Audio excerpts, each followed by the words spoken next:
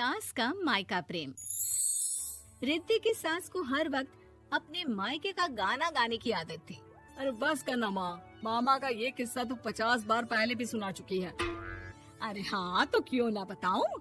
तेरे चाचा तो उस वक्त हाथ झाड़ कर खड़े हो गए थे। तब मामा ही था तेरा जो आगे आया और मदद की। देखो अब ठीक है ना, जो हो गया सो हो गया। क्यों एक बात को हमेशा गाती रहती हो। अब तो बहू घर आ गई है, उसे तो सबको मान कर चलना है ना कि सिर्फ सास का मायका ही समझेगी वो।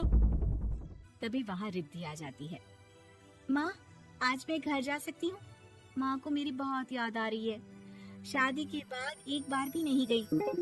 हाँ तो कौन जाता है। अरे मेरी शादी के बाद जब मैं बिदाई होकर आई, इतना बड़ा ससुराल मेरा, खाने वाले 10 लोग और बनाने वाली मैं सिर्फ एक। ऐसा लग रहा था जैसे सिर्फ खाना बनाने के लिए ही ब्याह किया है। वो तो मेरा भाई था, गांव से एक काम करने वाली चाची को भेज दिया जो मेरा हाथ पटाती थी, और उसको पैसा, खाना, कपड़ा, रहने के लिए कमरा, वो सब किससे दिया था? तुम्हारे भाई ने। ये मामला रोज का था। ससुर भी जब गुस्सा होते तो वो सारी बात कह देते जो उनके मन में इतने समय से चल रही थी।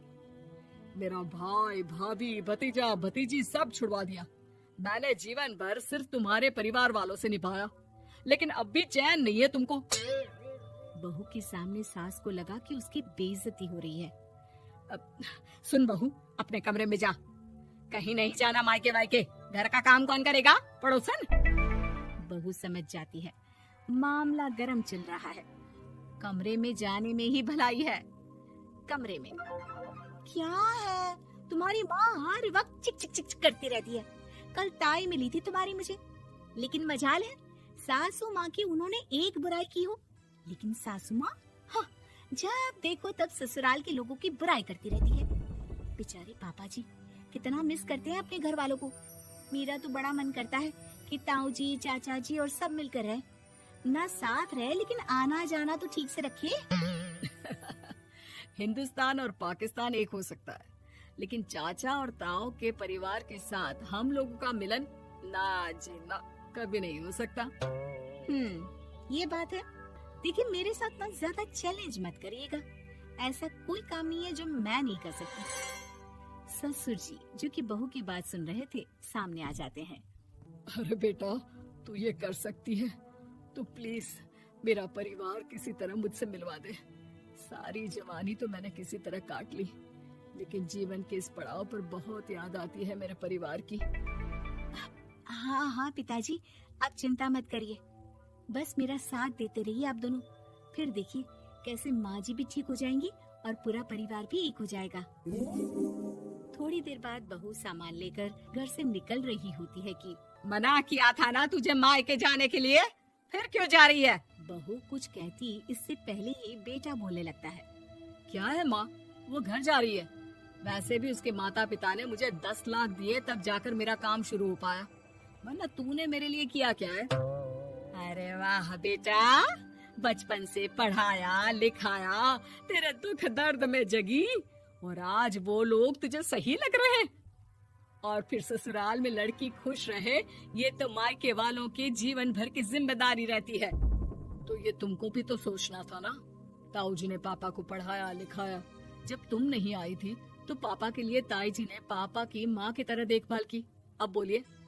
अरे तू कुछ नहीं जानता बेटा, तेरे पापा को सब पता है, तभी वो उन लोगों से वास्ता नहीं रखते। मैं उन लोगों को जानता हूँ, लेकिन मैं तुम्हें नहीं जानता कि तुम्हारे मन के लायक काम नहीं हुआ तो तुम घर की शांति बर्बाद कर दोगी। सास जोर जोर से चिल्लाने लगती है। तभी वहाँ सास का भाई आ जाता है। अरे क्यों आप लोग मेरी बहन को परेशान करते रहते हैं? पहले ये जीजा कम थे, जब बहू भी आ गई। बहन, मैंने तो 30 साल पहले ही बोला था, अपना हिस्सा ले और छोड़ इन लोगों को, चल अपने साथ। बहू समझ जाती है कि माँ ससुर की नजर किस पर है। देखा, तुम लोग मुझे अकेला मत समझना, मेरा भाई खड़ा है आज भी मेरे लिए। बहू मायके जाती है और आते वक्त साथ में एक नौकरानी ले आती है। अरे बहू, कुछ खाने को दे दे। अरे आंटी, क्यों भाभी को परेशान करती रहती हो? उनके भाई ने मुझे जिम्मेदारी दी है। किसी भी चीज की परेशानी नहीं होनी चाहिए भाभी को। जो चाहिए मुझे बोलने का। आय हाय, बहू के मायके वालों का इतना दखल। ये मेरा घर है, कोई कल का आए इसे पूरा कैप्चर कर ले, ये बर्दाश्त नहीं होगा मुझसे। क्या हो गया सासू माँ? क्यों सुबह सुबह चिल्ला रही हैं? चमेली, ओ चमेली, क्या कहा था मेरे भाई ने तुझे? अरे दीदी बहुत तेज है आपकी सासू माँ। मैंने तो बोला कुछ चाहिए तो मांग लो मुझसे। अरे निकल यहाँ से, घर को रेलवे स्टेशन बना रखा है, जो देखो वो घुमा जा रहा है यहाँ से वहाँ। ये कहीं नहीं जाएगी। ये जाएगी तो घर का काम कौन करेगा? मैं। हाँ, और क्या करती हैं बहुएं? घर का काम ही तो करती हैं, इसमें नया क्या है? तभी वहाँ ससुर जी आ जाते हैं। हाँ, तो यही बात तो तुम्हें भी समझनी चाहिए थी ना। आज बहू के मायके से नौकर आ गया तो तुम्हें बुरा लग रहा है? अरे तो उस वक्त गर्मा गर्म खाना तो सबने खाया ना। ऐसा तो नहीं है कि मेरे मायके का नौकर था तो सिर्फ मेरे लिए बनाता था। अरे निकालो इसे फिलहाल, बाद में बात करती हूँ। सास का गुस्सा जोर से नौकरानी पर फूटता है।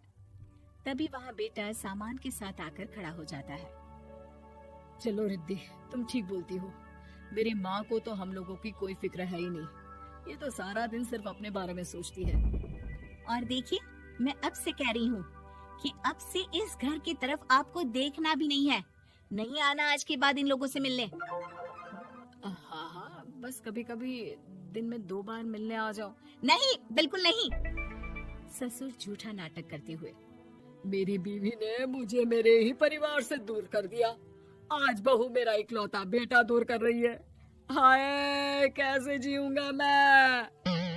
वाह, वो भाई जो आपको बेटे की तरह मानता था, उन्हें छोड़ने में तो दुख नहीं हुआ। आज खुद का बेटा छोड़कर जा रहा है तो कैसे जीऊंगा? बढ़िया है। अब सास समझ चुकी थी कि उससे गलती क्या हुई है। मुझे माफ कर दे बहू, अब मेरी समझ में आ गया कि अपनों से दूर कर बीवियां पति का भला नहीं बल्कि उन्हें जीवन में अकेला कर रही है। मुझे माफ कर दे, मैं अब सबसे माफी मांग लूंगी। ससुर जी दूर से बहू को थम्स अप दिखाते हैं।